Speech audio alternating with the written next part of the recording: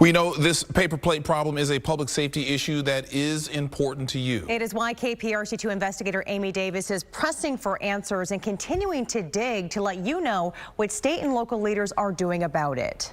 Go ahead. 6800 Hardy Toll Road. In 1 hour, This tag is expired.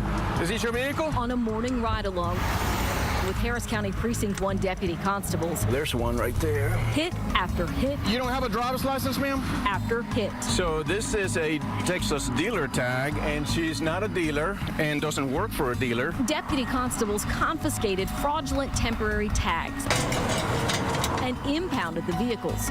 This stash of fake tags was collected in just 2 weeks and 158 traffic stops. I found 10 other tags that were behind that one tag. But these constables know they could do this all day, every day, and barely make a dent in Texas' temporary tag problem. It has to start with the Department of Motor Vehicle.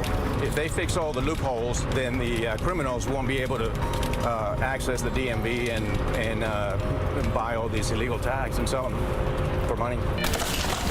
Take a look at this haul. 120. KPRC2 Investigates explained how the loophole works 3 months ago. Licensed car dealers in Texas can issue temporary paper tags to customers who buy a vehicle while they wait for their permanent metal plate. But the Texas DMV doesn't require car dealers to prove they are who they say they are when they apply for a license.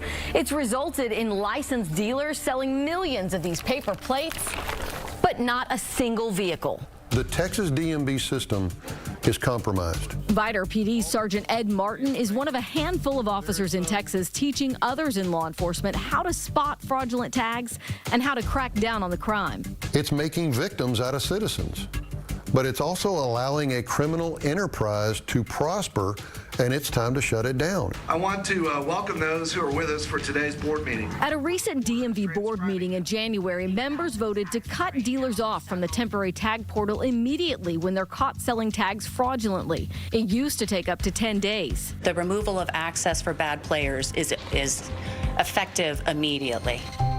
It's both too little and too late for 18-year-old Taryn Solbrig. We want people more aware that this is not just about toll tax not getting paid. This is not about your inspection fee not getting paid.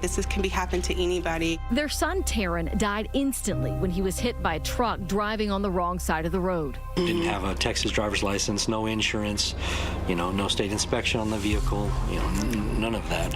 What the driver did have was a fraudulent temporary tag from these guys, charged with issuing nearly 600,000 paper plates in 2 years from fictitious car dealerships. And this guy is still on the run. And a federal investigator tells me they're not even sure they have his real identity because the DMV doesn't require car dealers to submit fingerprints. Right now, you can cut somebody off, but you still don't know who they are.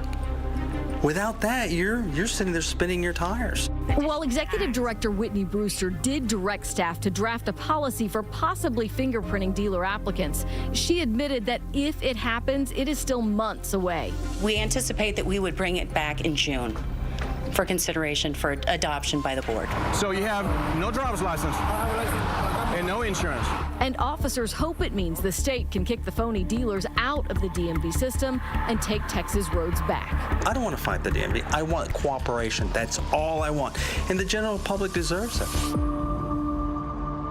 Just this week, Executive Director Brewster resigned from the DMV. 2 days later, the department's general counsel resigned as well. And in the last 2 weeks, the DMV says it has cut off access to the temporary tag system to 6 car dealers it believes were abusing the system. We've got more on what local leaders are doing, and you can read all about that on click2houston.com. I'm Amy Davis, KPRC 2 News.